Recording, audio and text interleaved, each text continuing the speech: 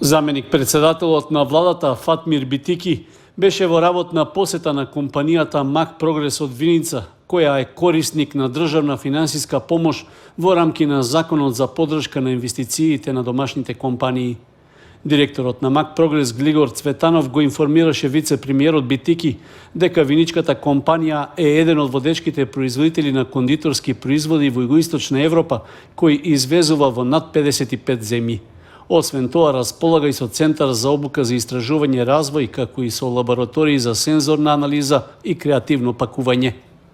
Со Мак Прогрес подпишавме договор за финансиска поддршка на инвестиции за 4-годишниот инвестициски циклус 2018-2021 година, преку кој на оваа компанија која влезе во инвестиција од скоро над 215 милиони денари исплативме околу 37,5 милиони денари државна помош, од кој треба да истакнам дека над 14 милиони денари за технолошки развој и истражување.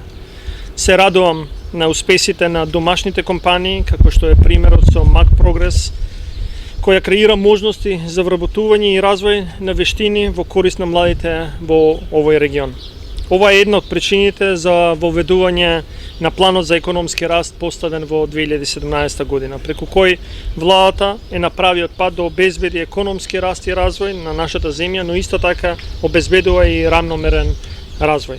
Важно е да напоменам дека само во источниот плански регион во 2022 година поддржавме 57 компании, при што вкупно исплатената финансиска поддршка за оваа година во 2022 е над 205 милиони денари. И ќе продолжиме и во иднина да ги поддржуваме домашните компании за внесување на иновации и поголема конкурентност на меѓународните пазари, бидејќи вака ги развиваме нив за да креираат нови работни места и ја зголемат нивната конкурентност. Од компанијата Мак Прогрес изразија благодарност за државната поддршка во развојот, при што нагласија дека со планот за инвестиции во последните 8 години се вложени 16 милиони евра. Го презентиравме и нашиот план за досегашните инвестиции, кои во последните 8 години надмина преку 16 милиона евра, меѓутоа и новиот развоен план на компанијата која планира до 2030 да дополнително инвестира уште толкова сума на средства во развој на нови капацитети и во развој на нови иновативни производи. Ќе очекуваме исто така како и досега поддршка од владата, посебно од делот на по законот за финансиска поддршка на инвестиции, бидејќи тоа е мотивација плюс за да можеме да едноставно влеземе во такви инвестициски циклуси. А јас понатаму се надам и кога ќе се отворат и европските фондови, дополнително да можеме да преку нив инвестираме во автоматизација и креирање на подобра работна средина и креирање на поквалитетни производи. Како потешкотија во развојот со која се соочуваат компаниите беше нагласен недостигот од квалификувана работна сила, а потребата од стручен кадар во Мак Прогрес се обезбедува преку обука во сопствениот развоен центар и академија.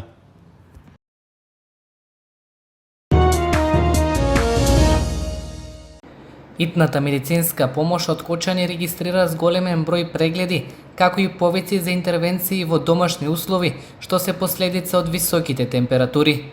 Најмногу страдаат хронично болните и постарите лица на 60 годишна возраст. Лекарите апелираат сите болни лица да си ја земаат потребната терапија и да не излегуваат на отворено во периодот кога е најтопло. Препорака на нас лекарите во овој летен период, бидејќи се зголемени енормно температурите, се препорачува граѓаните да не излегуваат над 60 годишна возраст од 11 до 17 часот. Поради топлиот бран, значи имаме зголем број на интервенции од типот на колабирани, повеќе течности да се внесуваат, да се јаде полесна храна. Периодот е актуелно и со цревните инфекции, зголемен број на со повраќање и диареја. Се препорачува да внимаваат на исхраната, да не се јаде масна храна, да се внимава на сувоместни производи и зголемен број на течности.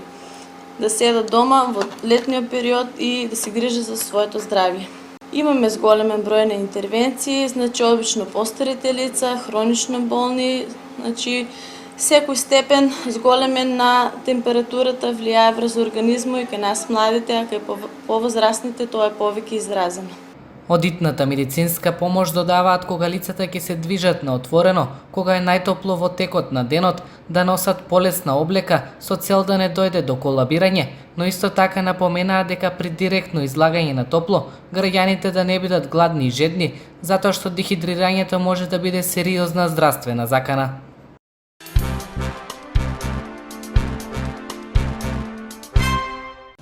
Непочитувањето на сообраќајните правила и прописи, како и брзото возење, се најчестите причини за сообраќајни несреќи во изминатите неколку денови на улиците во Кочани, како и на патиштата во регионот. Во сообраќајка во која дошло до судир меѓу мопед и автомобил, потешко повреден е возачот на мопедот. Според известувањето од Министерството за внатрешни работи, во средата попладне околу 12 часот и 25 минути во полициската станица во Кочани било пријавено дека на улицата Љупчо Сантов се случила сообраќајна несреќа. Во неа учествувале мопед без регистарски ознаки што го управувал 68 годишниот Т.Ј. од Кочани и патничко моторно возило Opel Astra со штипски регистарски ознаки управувано од 43 годишниот А.С. од Кочани. Во несреќата со тешки телесни повреди се здобил возачот на мопедот, пошто бил префрлен на лекување во клиничката болница во Штип. На местото на несреќата увид извршила увидна екипа од полициската станица во Кочани.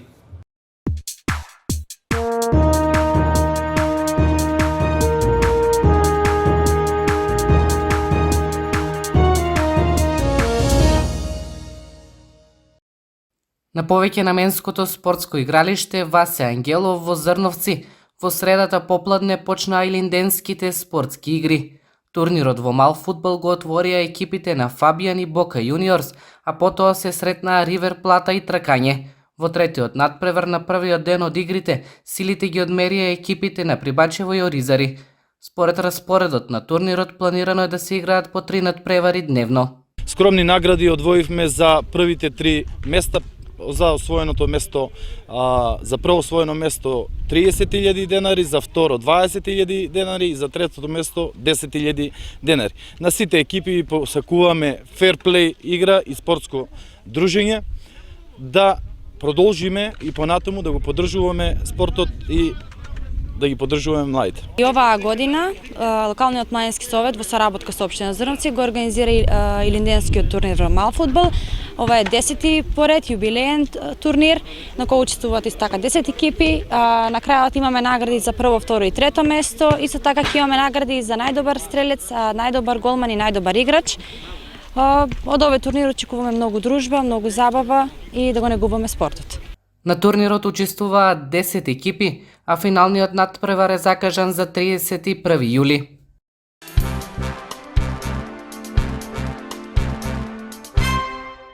Традиционалните илинденски спортски игри, чиј организатор е општина Чешиново Облешево, а што годинава се одржуваат по 51 пат, продолжија со вториот надпревар од разигрувањето по групи на фудбалскиот турнир. Во средата попладне на игралиштето во Чешиново се сретнаа екипите на Чифлик и Жиганци. Многу подобра игра прикажаа фудбалерите од Жиганци, кои на крајот славеа убедлива победа од 3:0. Со оглед на високите дневни температури, турнирот се игра во тежнувечки околности, но и покрај тоа публиката што дојде да го проследи надпреварот уживаше во прикажаната игра. Надпреварите од разигрувањето продолжуваат во деновите од викендот, при што в сабота од 18 часот ќе играат Теранци и Пантелеј, а в недела во истиот термин ќе се сретнат екипите на Чешиново и Жиганци.